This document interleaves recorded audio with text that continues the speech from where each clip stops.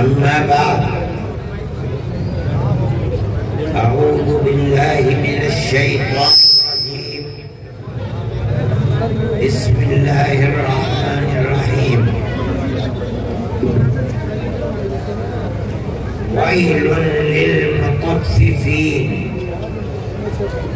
الذين إذا اكتالوا على الناس يستوفون وإذا كالوهم أو وزنوهم يخسرون ألا يظن أولئك أنهم مبعوثون ليوم عظيم يوم يقوم الناس لرب العالمين صدق الله العظيم. میرے محترم بزرگوں اور دوستوں، مجھے خوشی ہے کہ میں آج حافظ صاحب مرحوم کی یادگار اس مدرسے میں مجھے حاضری کا موقع ملا.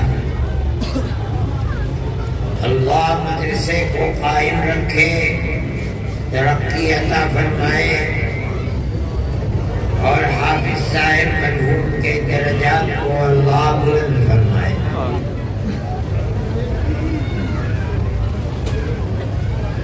میں نے قرآن شریف کی چند آیتیں پڑھی ہیں. آخری سپارے کی آیتیں ہیں.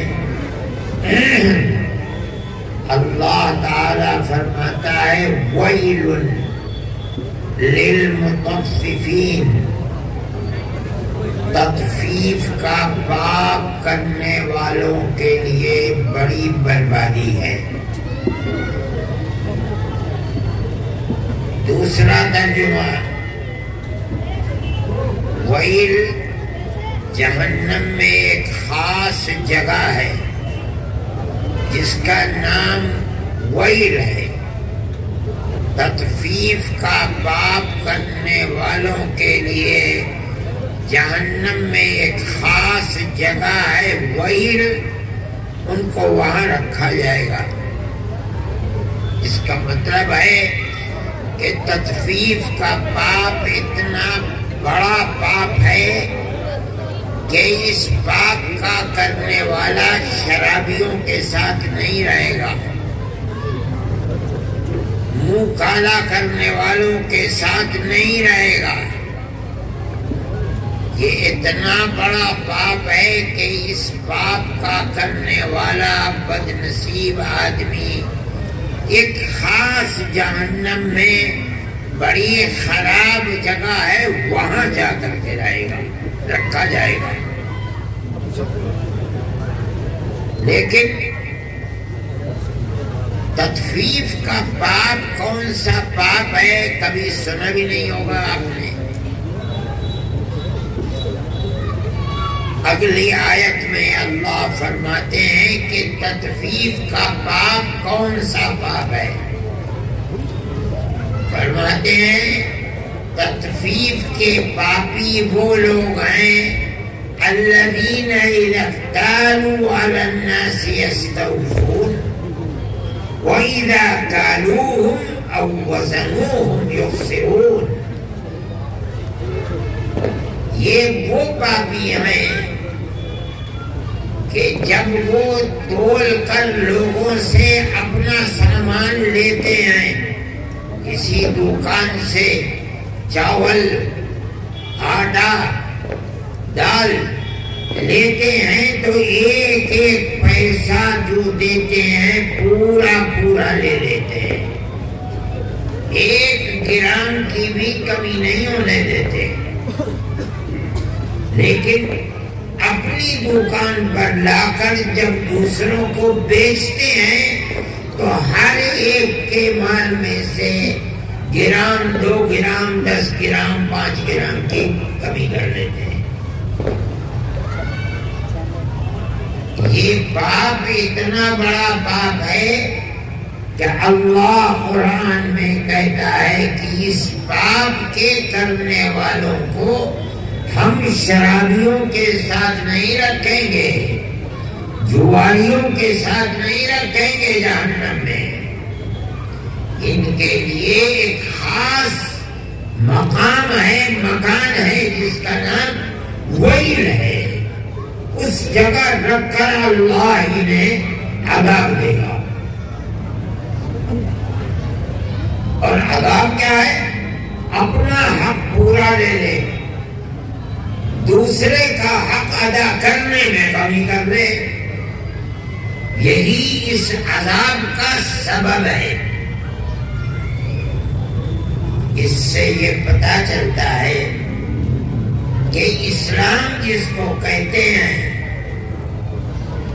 دنیا میں جس کو ہمارے آقا حضرت محمد صلی اللہ علیہ وسلم لے کر آئے ہیں، وہ صرف نماز، روزے، حج، زکوٰۃ ہی کا نام نہیں ہے۔ صحیح ہے؟ ارے بھائی اسے تمباکو کو نیچے کیوں نہیں کرتے ہو؟ میں اٹھ کے چلا جاؤں گا، یاد رکھنا۔ یہ دیکھو، اسے بند کرو نہیں، میں اٹھ کے چلا جاؤں گا۔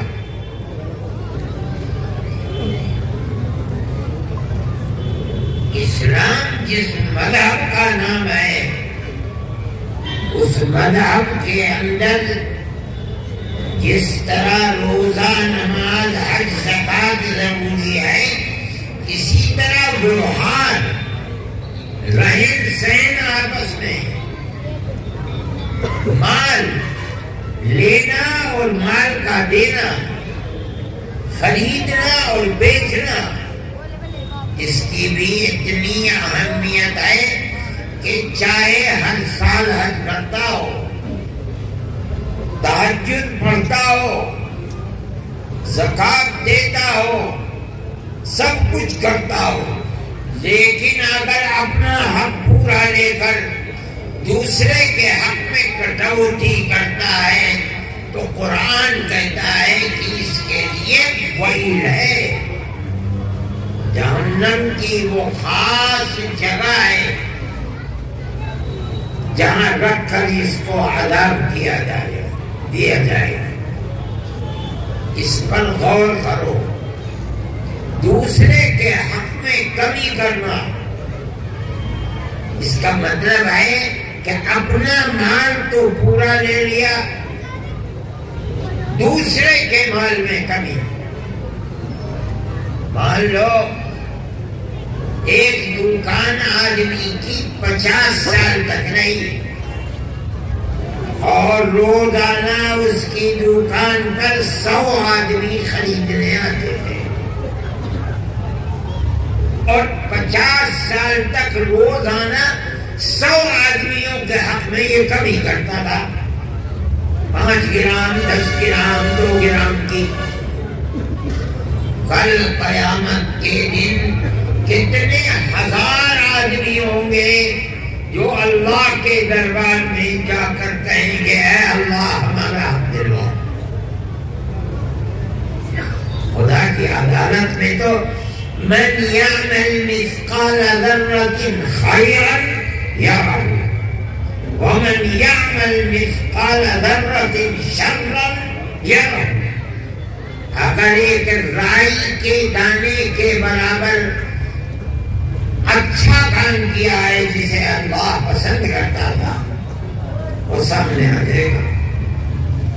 اور قرآن کہتا ہے اگر ایک رائی کے دانے کے برابر بھی برا کیا ہے وہ بھی سامنے آ جائے گا۔ اب اللہ تعالی کے دربار میں یہ لاکھوں آدمی اس کا گریبان پکڑ کر لے کے جائیں گے، اے اللہ ہمارا حق دلا۔ اللہ کے نبی فرماتے ہیں کہ اللہ کے سامنے کھڑا ہوگا، اللہ فرمائیں گے عدل امانہ، ان کا حق دے۔ یہ دائیں بائیں دیکھے گا اور کہے گا انا یا رب وقد ذهبت الدنیا اے اللہ کہاں سے دوں؟ میں نے آٹا لیا تھا تو آٹا، دال لی تھی اس سے، اس کا حق مارا تھا دال میں تو دال، شکر میں مارا تھا تو شکر۔ دنیا ختم ہو گئی، کچھ یہاں نہیں ہے، نظر نہیں آتا، کہاں سے دوں؟ اللہ کو اتنا غصہ ہوگا، اتنا غصہ ہوگا۔ دوسری مرتبہ فرمایا ہم کچھ نہیں سنتے، اب دل امانہ، اس کا حق دے۔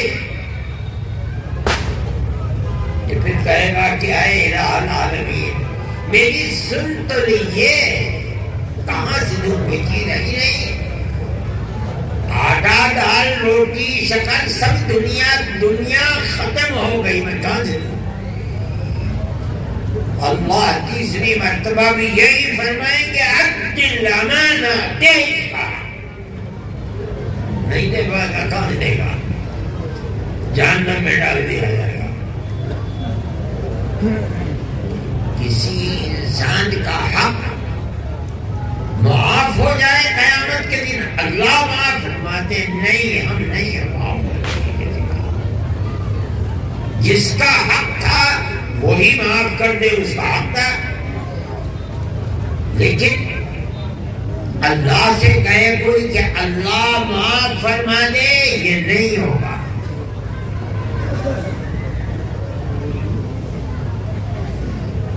حدیث میں نبی کریم علیہ الصلوۃ والسلام فرماتے، صحابہ سے پوچھا فقیر کون ہے؟ صحابہ نے فرمایا یا رسول اللہ فقیر وہ ہے جس کے پاس پیسہ کوڑی کچھ بھی نہیں ہے، وہی فقیر ہے؟ فرمایا نہیں، میری امت میں در حقیقت فقیر وہ ہوگا قیامت کے دن جو نمازیں بھی لے کے آیا، حج بھی لے کے آیا دنیا سے، زکوٰۃ اور صدقات بھی لے کے آیا، روزے بھی لے کے آیا، لیکن اس کا حق چھینا تھا، اس کی زمین چھینی تھی، اس کا دل دکھایا تھا، اسے قتل کیا تھا، اس کا مال لیا تھا۔ ایک خلق خدا آئے گی پیچھے پیچھے، اے اللہ ہمارا حق دلا، اس کے مال میں حق دلا ہمارا۔ کسی کو اس کے نماز میں سے اس کا حق دے دیا جائے گا، اس کے روزوں میں سے حق دے دیا جائے گا، اس کے صدقے میں سے حق دے دیا جائے گا، حج میں سے حق دے دیا جائے گا۔ اگر سب کا چھٹتا ہو گیا، چلو چھٹی ملی، اگر پھر بھی رہ گیا، پورا نہیں ہوا، کھڑے ہوئے لوگ کہیں گے اللہ نے ہمیں تو ملے ہی نہیں، تو ان کے گناہ لے کر کے اس بدنصیب کے سر پر ڈال دیے جائیں گے اور جہنم میں ڈال دیا جائے گا۔ یہ ہے مال، اس کا قصور کیا ہے؟ قصور یہ ہے کہ اپنے حق کی فکر تھی، کسی دوسرے کے حق کی فکر نہیں تھی۔ سزا آج کیا ہے؟ اللہ کی جہنم، عذاب، آگ۔ اس کا نماز روزہ اسے بچا نہیں سکے گا، بلکہ نماز روزہ حج زکوٰۃ اس مال کے بدلے میں جو اس نے دوسروں کا مانا تھا سب لٹ جائے گا، کچھ بھی نہیں رہ پائے گا اس کے پاس۔ یہ آیت کا مطلب ہے۔ مسلمان یہ نہیں سوچتا، نمازیں بھی پڑھتا ہے، روزہ بھی رکھتا ہے، عمرے پر عمرہ کرتا ہے، حج بھی کرتا ہے، اسے یہ فکر نہیں ہے کہ دوسرے کا حق جو میری گردن کے اوپر ہے اسے ادا کروں، نہیں ادا کروں گا تو میرا نماز روزہ حج زکوٰۃ سب لٹ جائے گا، میرے کچھ کم نہیں ہو پائے گا۔ یہ میں نہیں کہہ رہا ہوں، ہمارے آقا حضرت محمد صلی اللہ علیہ وسلم فرمانے یہ سب دوسرے لے کر چلے جائیں گے، اگر کم تھا تو ٹھیک ہے 10 20 25 50 سال بھر کی 6 مہینے کی نمازیں چلی جائیں گی، کچھ تو رہ جائے گا. لیکن ایک آدمی روز صبح سے شام تک دکان پر بیٹھ کر یہی کرتا ہے، اس کے پاس کچھ بھی نہیں رہے گا اور ان کے گناہوں کو سمیٹ کر چلے گا. دیکھو ایک بات سمجھو، خوب غور کرو، قرآن بڑی مختصر سی کتاب ہے. ایک مثال دے کر قرآن نے سمجھایا. دکان سے اپنا مال پورا لے لیا، دوسروں کے دینے میں مال کے کمی کر لی، پیسہ پورا لے لیا، اس کو دیا. لیکن کان کھول کر سنو، اس ایک ہی کا مسئلہ نہیں ہے. جہاں بھی آدمی ایک ہاتھ سے اپنا حق لیتا ہے، دوسرے ہاتھ سے دوسرے کا حق دیتا ہے. اگر اپنا حق پورا لے لیا، دوسرے کا حق ادا کرنے میں کمی کر لی، وَيْلٌ لِّلْمُطَفِّفِينَ، یہی ادا ہوگا اس کے اوپر. صرف پیسے کا مسئلہ نہیں ہے. مان لو جوان اولاد نے اپنی ماں اور باپ سے اپنا حق پورا لے لیا. ماں نے اپنی چھاتی سے دودھ پلا کر اسے کھا دیا، باپ نے اپنی ساری زندگی کی کمائی خرچ کر کے جوان کر دیا. جوان ہو گیا، ماں باپ کا حق ادا نہیں کر رہا ہے. اس کو وَيْلٌ لِّلْمُطَفِّفِينَ تطفیف کا باب ہے. کل قیامت کے دن وہی میں رہ کر کے جہنم میں عذاب ہوتے گا. کیا گناہ ہے؟ اپنا حق پورا لے لیا، ماں باپ کا حق ادا نہیں کر رہا ہے. کان کھول کر سنو، قرآن کہہ رہا ہے، میں نہیں کہہ رہا ہوں. جس مالک کا تو ملازم ہے، ہر مہینے میں تنخواہ لیتا ہے، مہینے کے آخری تاریخ کو اپنا پورا تنخواہ ایک پیسہ بھی نہیں چھوڑتا پورا لے لیا. اس تنخواہ کے بدلے میں جو تو مالک کا کام کرتا ہے اس میں کمی کر لی، وہی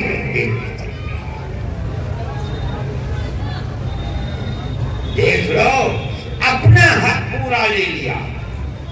جس مالک سے تنخواہ لے رہا ہے اس مالک کا کام کرنے میں کمی کرنی، یہ بھی تطفیف کا باب ہے. اور سنو، مرد نے اپنی بیوی سے اپنا حق پورا لے لیا. بچوں کی پیدائش، ان کا پالن، روزانہ کھانا، سارا حق اپنی زندگی کا پورا لے لیا. بیوی کا حق ادا کرنے کا وقت آیا، اس میں کٹوتی کر لی. وَيْلٌ لِّلْمُطَفِّفِينَ تطفیف کا باب ہے. کل قیامت کے دن اگر بیوی نے معاف نہیں کیا تو تطفیف کا باب کیا ہوگا؟ وَيْلٌ، جہنم میں جو ایک وادی ہے، جگہ ہے، وَيْلٌ، اسی سزا کو بھگتنا ہوگا. اور ایک بدنصیب آدمی، یہ دیکھو، بغیر کو بڑا سے اٹھ وہاں سے نہیں، میں اٹھ کے چلا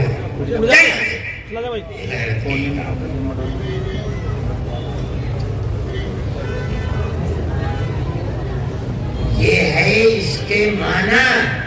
یہ سمجھو، اسلام صرف روزہ نماز کا، حج زکات کا نام نہیں ہے. یہ قرآن کہہ رہا ہے. صحیح ہے، نماز بہت بڑی عبادت ہے، حج بہت بڑی عبادت ہے، روزے اور زکوٰۃ اور صدقات کا بڑا مقام، لیکن کوئی یہ سمجھے کہ اسلام اسی کا نام ہے، نہیں نہیں نہیں،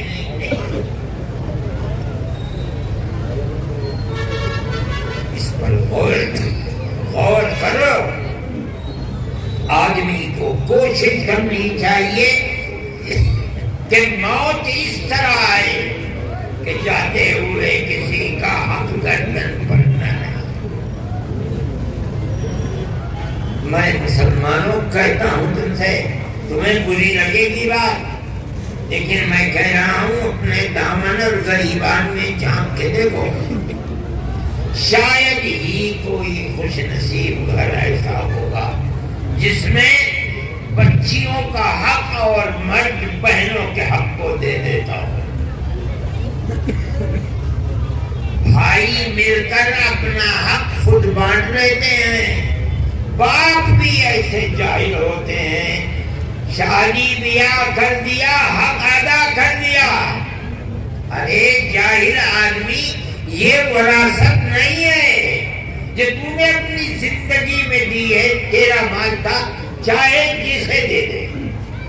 وراثت کہا جاتا ہے جو تو مر کے مال، زمین، گھر بار چھوڑ کے جا رہا ہے، اس میں اللہ نے تیری بچیوں کا بھی حق رکھا ہے، نہیں دے گا۔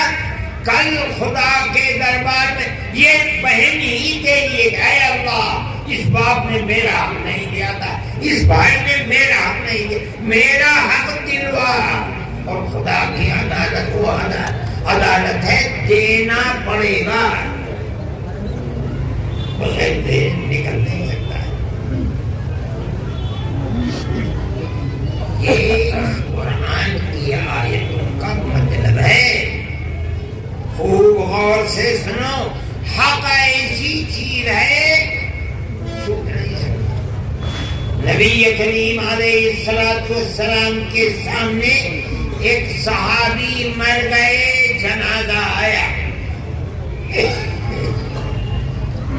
جنازے کی نماز پڑھنے سے پہلے اللہ کے نبی نے پوچھا کہ اس جنازے والے جس کا جنازہ ہے یہ مرا ہے، کیا یہ کسی کا مقروض تھا؟ صحابہ کھڑے ہوئے تھے، سب نے کہا یا رسول اللہ یہ کسی کا مقروض نہیں تھا۔ آپ آگے بڑھے اور آپ نے نماز جنازہ پڑھا دی، تھوڑی دیر میں دوسرا جنازہ آ گیا، آپ نے پھر وہی سوال کیا، یہ مرا ہے، کسی کا حق تو اس کی گردن میں نہیں ہے، قرض کا حق۔ کسی نے کہا یا رسول اللہ یہ مقروض مرا ہے، فرمایا تم نماز جنازہ پڑھو، میں اس کی نماز جنازہ نہیں پڑھوں۔ کیوں؟ اس کی گردن پر دوسرے کا حق ہے، یہ مرا ہے، دوسرے کا حق اس کی گردن پر ہے۔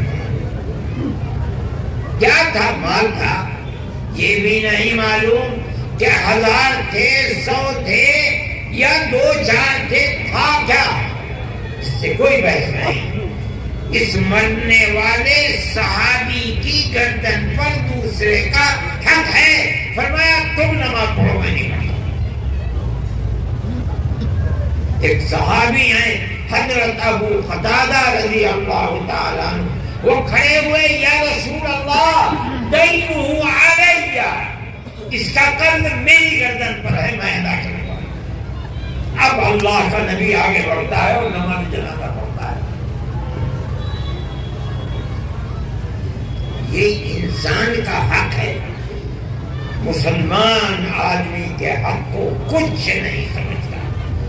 یاد رکھنا، موت کے بعد اس شخص کے لیے جنت کے دروازے بند ہیں جس نے کسی دوسرے کا حق دے رکھا ہے۔ چلو قیامت کے دن دینا ہی پڑے گا۔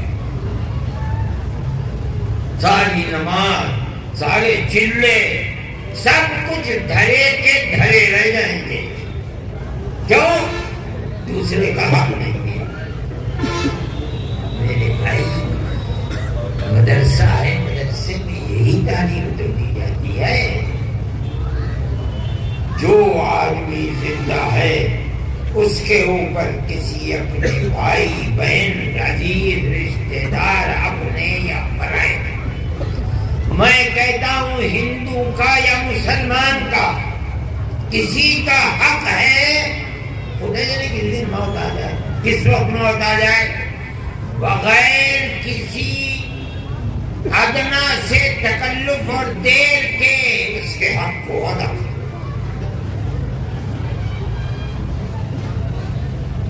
اگر موت آ گئی اور حق ادا نہیں ہوا دو ہی طرح، یا تو دے دو موت سے پہلے، یا پیر پکڑ کر ہاتھ جوڑ کر معاف کرا۔ بہن ہے، بیٹی ہے، دیا نہیں ہے، یا تو دنیا میں حق دے دو، اور اگر نہیں ہے دینے کو تو پیر پکڑ کر ہاتھ جوڑ کر معاف کرو۔ جس کا حق تھا اگر دنیا میں اس نے معاف کر دیا اللہ کے یہاں کو پکڑ، جس کا حق تھا اس نے معاف کر دیا اللہ کے یہاں کیوں پکڑو گے؟ اگر موت آ گئی نہ معاف کرایا اور نہ دیا تو کل قیامت کے دن دینا ہی پڑے گا۔ اللہ فرماتا ہے دنیا میں کسی دوسرے کا حق ہڑپ کرنے والا، مارنے والا کیا بھول گیا؟